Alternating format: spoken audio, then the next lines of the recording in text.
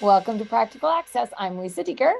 And I'm Rebecca Hines. And Lisa, in our summer of fun, I can't think of a topic more fun than today's. Who do we have? Welcome, Janet. We're so excited you're with us.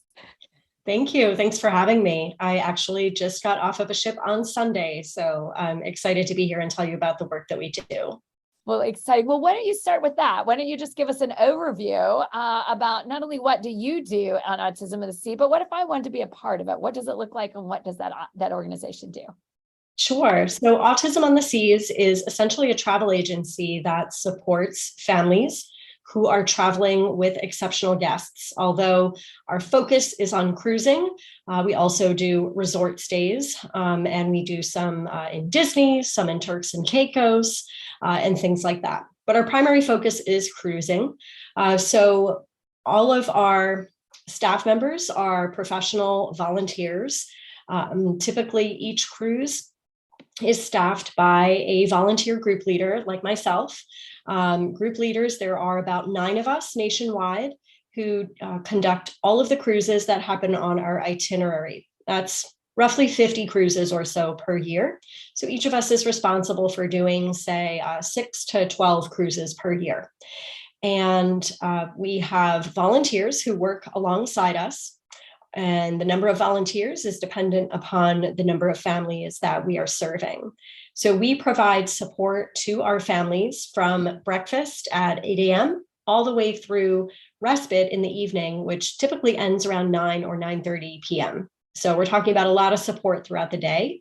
Some of that support is assisted by the parents and caregivers, and some of that support is total care, like in the form of respite, which happens typically after lunch and after dinner. It's an opportunity for our families to drop off their exceptional children and also their typically developing siblings with us so that they can get a break, maybe go have a date night, go take a rest, go take a walk, something like that. So we travel all over. We do European trips, as I said, Disney, resort stays. I primarily cruise with Royal Caribbean out of the US. And we even do some Alaska cruises. So it's a great opportunity for families with exceptional children to be able to travel with the level of professional support that will make them feel safe. So as somebody who has been on a cruise with kids, I just want to be sure my ears are not deceiving me.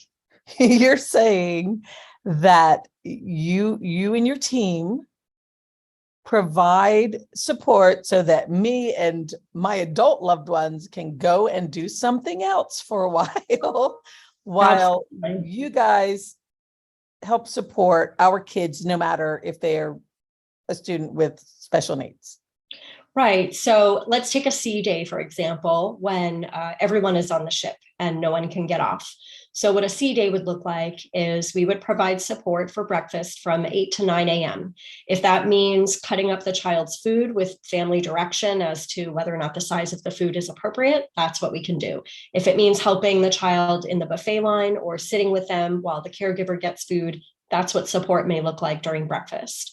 From there, we go over to the pool, typically for about 90 minutes, and we assist in the pool. So our parents might be lounging on lounge chairs within an eye view of their child, and we're in the pool with the children. Wow. Often chasing them from the hot tub to the pool, by the way, because they love to do that. I can already see that happening. Oh, yeah. There's usually a short break after pool time for everyone to get showered up. And then we report to lunch, and we provide support in the lunch buffet area on a cruise for about an hour, again, assisting however families need that. After lunch, we will take the children in our total care for a total of about 2 hours for respite. And that's where we'll do, it's very much active play sessions. We don't teach. We don't try to change or shape behavior in any way. We let our guests be as they wish, whatever happiness looks like for them. We provide a number of sensory toys and activities as well during that time, dependent upon what each guest likes. After that, there might be a private venue session on board. So some of the ships have, for example, water slides. So we might get a 30-minute private session on the water slides, which is really great for our families because One of the primary characteristics of autism and other related exceptionalities is that waiting in a line can lead to behavioral events that are dangerous or uncomfortable for families and also for other guests that are on board. So having those private sessions is key, and we assist with those. Following that, we'll assist at formal dinner, which is in the dining room. A lot of our families have possibly never even eaten out at a restaurant with their exceptional child. So this is a really big deal for them to have a sit-down meal. Our primary goal during that time is for families to be able to enjoy their meal hot. So if that means feeding the child first and then getting the child out of the dining room so that the parents can eat uninterrupted, we'll do that. If that means taking the child for a restroom break every 10 minutes or a ride in the elevator for 20 minutes, we'll do that. So my team, we often appear to not have many table manners because when our food arrives, we eat it so quickly, knowing that we want to be available to our families to support their dinner. After dinner, the children come to us again for about 2 more hours. During that time, families have reservations. I make sure as a group leader to get those reservations made, and families go to shows while we have their children in total care. Now, sometimes we might take the kids to those shows as well and provide support. On my most recent trip, one night we had very few kids in our care, and we decided to take them all mini golfing on the ship, and then we went to the ice skating show. And you know, some of our families were there, but we assume total care of their children, and we make that very clear. So it is certainly exhausting as a staff member, but really rewarding to be able to see these families have a truly enjoyable vacation. And sometimes it's their first vacation ever. I have to say, it really does sound almost too good to be true. That is an amazing service. So the natural question is there a fee at all for families, or how does that work? Sure. So families do pay a service fee. It's based on the number of nights of the vacation and the number of individuals in their travel party. And it's sort of a per person per night fee. And really what that covers is the cabin rate for the volunteer staff that are supporting them. So, you know, many families initially are like, well, you know, taking a vacation is very expensive. But then once they take our services, they'll report back in their surveys that they'll never cruise again without us, because just having that extra set of hands, if when their child runs on them at the beach, or if when the child needs a mid-dinner diaper change, you know, for us to be able to take care of that and then not have to stop, they just see it as completely, can't even put a price tag on it, really. And I'm curious about a different question, because, you know, I think we're all of the same party here, that we believe all kids should be everywhere all the time. What have you found to be the reaction of two groups, the volunteers, like when they finish, but even of the people that aren't volunteers? Like, what have you noticed as kind of the culture as you provide this service? Because I bet you have some really good insights from all of the cruises that you've done. Yeah. So, you know, typical guests on these vacations who are not part of our travel party, first of all, they tend to think we're part of the ship crew because we're wearing a staff shirt uniform all week. Although it looks very different from the cruise staff shirt, it says staff. So they think that we're part of the staff and we know where the restroom is or the dining room. So it definitely brings a sense of awareness to other guests on the ship. I can't tell you how many times I step into the elevator. Just this past week, I had a team of 5, myself included, and I met people in the elevator on a daily basis who just, you know, were like, what do you guys do? Like, I always see you running. There's so many of you. And I'm like, there's literally only 5 of us. We're just really fast, and we're everywhere because we're wherever the children go. So it definitely brings a sense of awareness to families. I met a lot of people on this last trip who left their exceptional kids home or their exceptional adult children home. And now, you know, realizing that there's a support out there so that the whole family can actually have a vacation is really eye-opening. For new volunteers, they're often really, we tell them, we prep them in their interview that they're going to work really long hours with very limited available free time. And I think that that means one thing in an interview when you're really excited, but then coming out of the volunteer experience and realizing just how much we work. I think it can be a little bit of a shock to the system. We certainly do get volunteers who volunteer once and they just say, that was a good experience, but it's not for me. And then, we get volunteers who do this 7 or 8 times a year, and they're just totally hooked on it. That's great. And when my quick follow-up question is, what do you think the volunteers take away from that experience? What did they learn about themselves, do you think? Because I'm just thinking a great opportunity for somebody who thinks, oh, I want to be a teacher, or I think this is a population I want to work for. And is there an age limit to, do you have to be 18, 21, anything along that line? So in order to volunteer with the organization, you have to be you have to be a special education professional already of some sort. So for some individuals, this is a nice way to take like a recreational approach to special education, as opposed to, that school-based, academically, behaviorally, socially focused, emphasis that we have in schools. We always emphasize to our staff, like, you're not working, we're not changing behaviors, we're not shaping. We may redirect.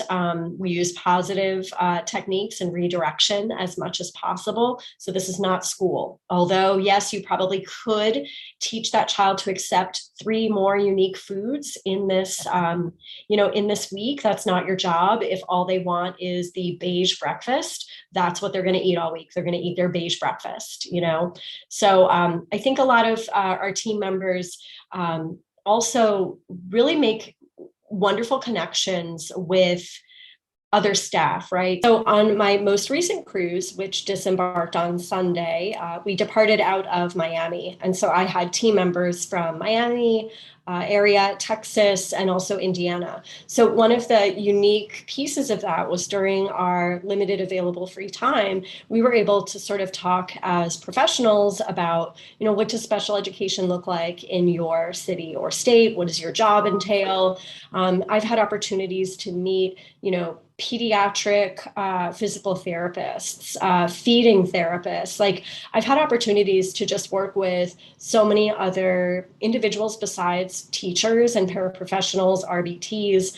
And for me as a university staff member, that's also a huge bonus, because I've got this like endless list of SPED professionals that I can reach out to Zoom into my classes and talk to my students about, here's a million other things you can do with a degree in education, right? And a number of other pathways. So a big part of what our volunteers also enjoy is really making those connections with other volunteers across the US.